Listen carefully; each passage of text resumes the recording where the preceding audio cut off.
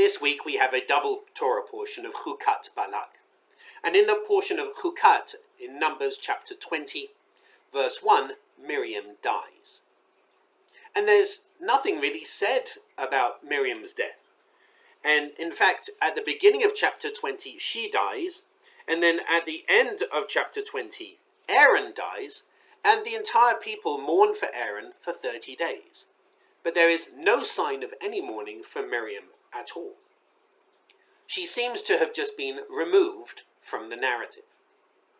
But the rabbis say that there's something really important about Miriam's death.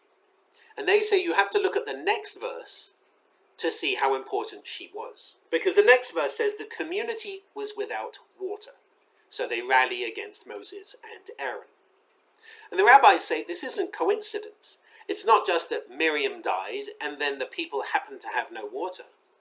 But because Miriam died, the people had no water.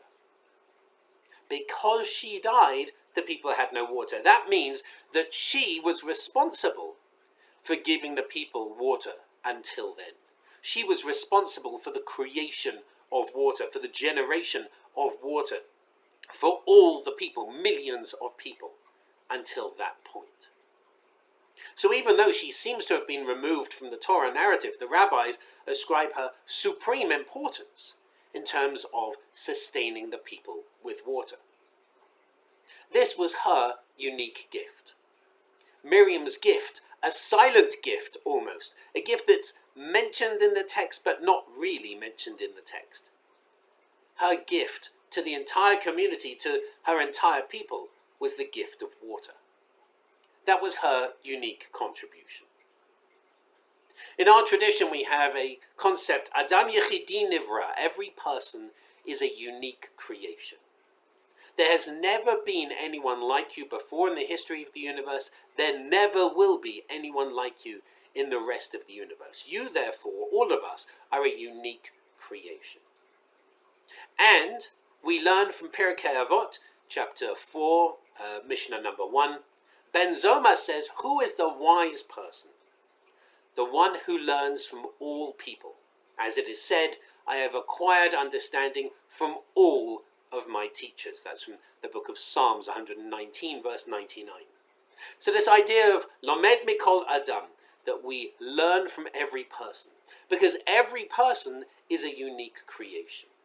And if we can learn from every person, then we must celebrate being around every person. And so this is similar to my message last week about diversity, but with a slightly different focus this week. And the focus this week is on asking you, what is your unique teaching? Not just looking around and celebrating diversity and saying it's wonderful that we are all different, but what do we learn from each person with whom we interact? And if everyone is a potential teacher, in what way are you a teacher?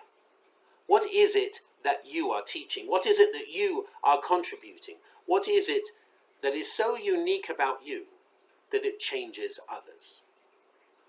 So this idea of Lomed Mikol Adam, of learning from every person, becomes not just a message for ourselves, learning about others, but also what is our unique contribution. Miriam's was the giving of water. Aaron was the high priest. We don't need to all be world changers. We don't all need to be leaders. But we do all need to recognize that everything that we do teaches other people. And so we have a responsibility to ourselves and to others to make sure we're teaching the message that we want to teach. So this week I encourage you to think about your own teaching. What is it that you add to the world? What is it that you need to help further that message, that unique contribution that you have, that you give to this world? And if we can help you in that teaching, then of course please be in touch and we will happily help you take your teaching forward.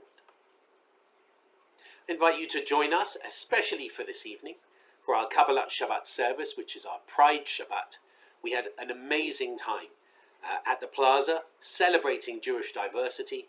Tonight we encourage you to join us for our Pride service. We expect there'll be quite a lot of people there, and we hope to see you then. And I wish you Shabbat Shalom.